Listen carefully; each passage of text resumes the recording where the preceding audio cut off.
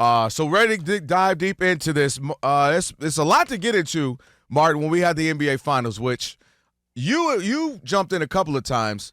Overall, you were excited about this from just a sports fan, from a basketball fan. You weren't one of those blah, blah NBA Finals who's watching this. You were in. Yeah, to me, shocking turn of events. Guy who decided to try to make a living talking about sports, actually excited to watch games. I know that is seemingly rare across society these days, more and more increasingly so. But, yeah, I was locked in. Yeah. I was interested. The NBA playoffs, they're fun. And I'm more like you. I will admit, and I've said this several times on the show, it is strange, Martin. In my however many years of living, you know how it goes. Oh, man, this series is crazy. I can't believe he took that shot. Why would they do this? Oh, they got to get swept. I didn't get any kind of text like that with this series. It's the strangest thing because it's normally the polar opposite, right? Sure. This guy's that. I can't believe y'all think he's nice. He's not nice. You get all that kind of stuff. And I don't know if it's just because they're such a group of fun guys, nice guys, hard to hate on, no real – like both teams. Like who's the guy you hate? Like, for instance, Celtics, Lakers, you might have hated KG or Paul. Paul Pierce is weak. I can't believe – man, Kobe over – there's something in there. This one is like, even if you're going for the Pacers, you don't have to hate the Thunder. If you were going for the Thunder, you almost like the Celtics series. So it wasn't a lot of that. We're getting into a dangerous territory already. I want to start just by saying congratulations to the Oklahoma City Thunder for winning the NBA Finals. Yes. That's a big thing. Shai Gilgeous-Alexander just topped off one of the most statistically historic years in terms of the hardware taken and points scored, so on and so forth, that we'll see in NBA history. Although I feel like we're seeing new NBA history made every single day. Just about right. If you don't like the weather, if you don't like the record, same kind of deal. But no, and OKC, how they're set up for the future, we'll talk about that, I'm sure, down the line. In terms of this series today, congratulations to them. I'm sure everybody in Oklahoma City is very excited and very happy, and the fans of them across the nation, if they, if they exist. But also the fans of them in Canada. There's three of them. Well, in Canada, they got a lot of them. Yeah. They followed SGA and Lou Dort and so on. The reason why you didn't get a lot of those texts is because this team is boring. Absolutely, in a good way. There's no good way to be boring to me. Well, what I mean is, if I'm the owner, I don't have to worry about player X getting that 4 a.m. call. He's down. He got arrested for that. I don't have to worry about waking up to a tweet who's on the TV right now. SGA and J-Dub going at it. I can't stand you, man. You don't pass the ball. Like, they're boring in the sense of you, and you've been in your weight training bag and all that, getting in the gym. They're boring in the sense of consistency. They show up, they work hard, they're united, they're familiar, they're teammates, they love each other. You have 40 tonight. Well, instead of just you, all 8, 9, 10 guys are behind you doing the press conference as well. So that's what I mean in boring in a good way, in that they're the model of consistency, sportsmanship, teamwork, and you're just like, well, that's great. But sometimes you want some juice behind that or something. So I mean, that's the thing. I think all the things that you just said about them are also true of just about every team that wins a lot of games. They play really hard. They work together. Just think about the teams in the East. Like right now, the Indiana Pacers is true for them. That's what made these two teams almost identical. But we get different teams. But you get some juice. If it was the Knicks, then I don't know what's up with Cat. Why Cat ain't playing the minutes? Why is he sitting in the 4? You get a little something in there. Jalen Brunson, is he hogging too much? Are they getting mad? You could have some stuff in there. This team with the kumbaya that kumbaya was on 100, which again, if I'm the owner, that's a great thing. Yeah, I'm not. Again, everyone in Oklahoma City should feel great about this. This is not a knock to them. I'm talking about me as a consumer of the finals. Because generally, the way this was pitted, this is David and Goliath, right? This was the biggest potential favorite in NBA Finals history.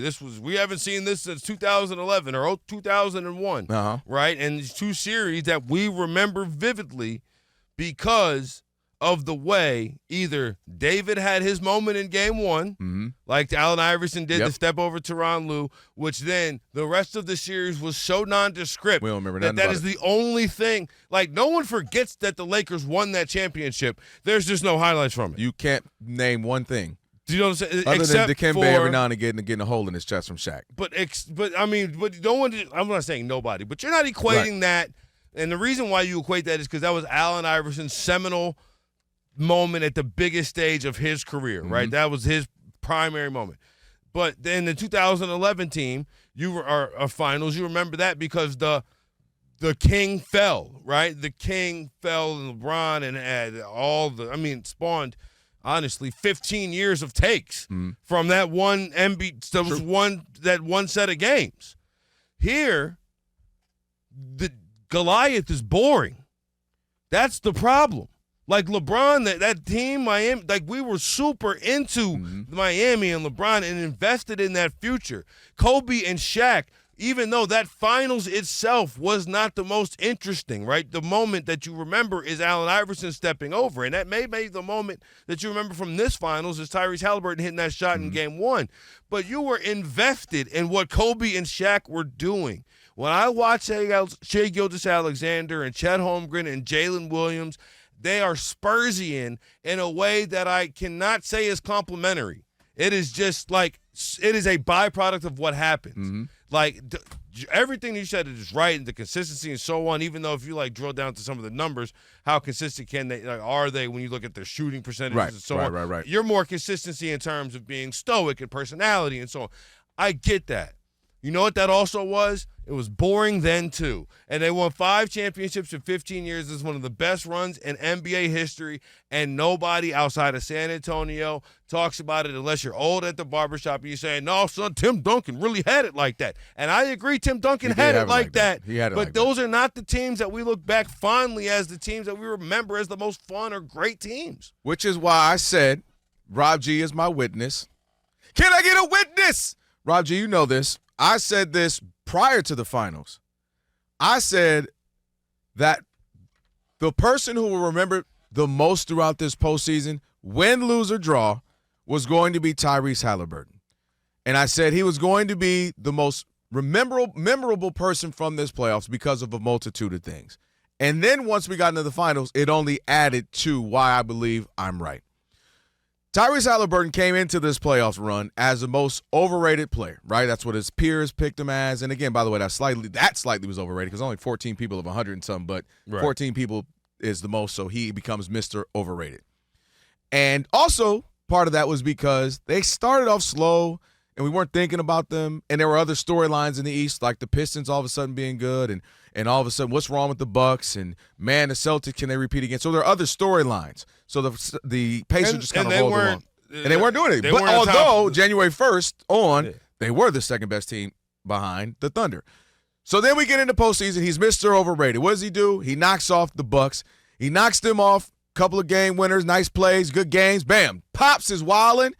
Pop's getting into it with Giannis as they close out that series. So now Haliburton had to get on the podium. Yo, Dad was tripping a little bit. Dad was overreacting, So now he's becoming the topic of conversation. Dang, he can't be overrated. He just knocked out Giannis and them. Oh, and he's, got the issues with Pops. Pops is cool. Kick Pops out. Man, let Pops live. We're debating it. We're having conversations even on this show. Then he goes into the next series, and the number 1 seed in the East, Cleveland, this is about to be their year. Finally, we did it without LeBron. And nope, you got Haliburton. They come back multiple times, down 15. He has another couple of clutch games, hitting big shots. We're like, man, this dude, how can he be overrated? He might be underrated. Then they go up against the Knicks. We already know what happened. Big comeback, 14 down, 14, boom. And he hits the shot, does the choke. Again, Haliburton is the star of this. Now we get into the finals, Martin. And he hits the game winner, game one, a la, as you mentioned, Allen Iverson. And so they are down 48 or 47 and 50, 6 seconds or whatever it was, 9 seconds, 0.3, whatever, remaining. Hits that game winner. And then throughout, he's injured, but he's playing. Good game, bad game. We're still talking about him. We care. He didn't show up. He was 0 for 4 in game 5. We have all these conversations, and finally it was a Shakespearean ending to his season.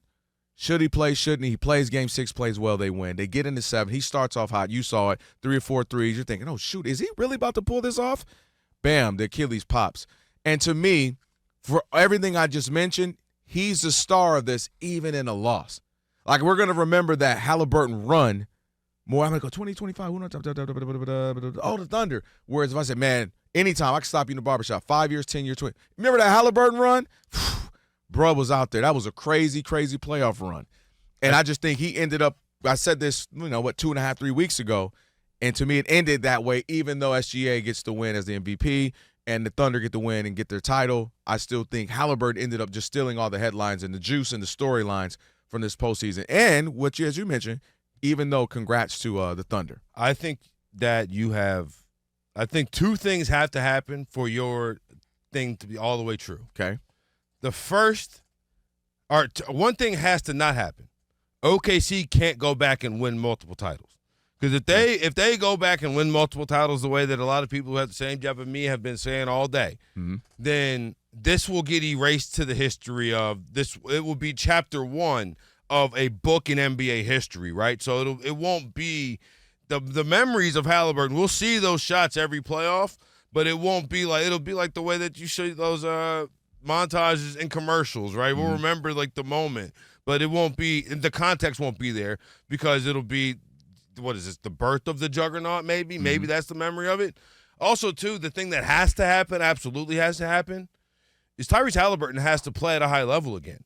And I'm not saying that he won't. I don't think that's an unlikely scenario, but I do think that it is likely, or more likely than not, that the Pacers have it's really hard to get to the NBA Finals. Like, especially nowadays with all these, it keeps flopping every year. It's not like you have a juggernaut, Lakers, Warriors. We're going every year. We all knew it from the beginning of the season. We talk about 7 unique champions in the last 7 years. Look at the Final Four of the NBA. That's also a lot of the unusual suspects. It's hard to get back to this spot. So I think without more playoff experience, I wonder how much he becomes the reason Iverson, we know that moment is because he's a Hall of Famer. Right? Like, that's why it lasts. There's a ton of guys with a ton of playoff moments that are kind of just lost to the story of others along the way. I hear what you're saying. I agree with the first point, but I do believe he did so much. If he had a shot, 2 shots, or a comeback, or 1 or 2, he had comebacks. He had game winner, literal game winner at the buzzers. I mean, he had everything. I think people remember that Kemba run? But I wonder how many people remember how it ended. I think it'll be more of a Reggie Miller choke, ironically enough, Pacers, meaning we'll always remember that fondly. Oh, that's for sure. Just you had that run, you and the Knicks were going at it. You you did the whole 8 points, 8 seconds. I think it'll be like that. But again, congrats to the Thunder. They did what they were supposed to do and really shut everybody up in the sense that best team, start to finish, wire to wire, and everybody tried to find a reason. Too young, no playoff experience. They don't have enough. They don't have the legit number 2, and they got it done. And now they're NBA champs.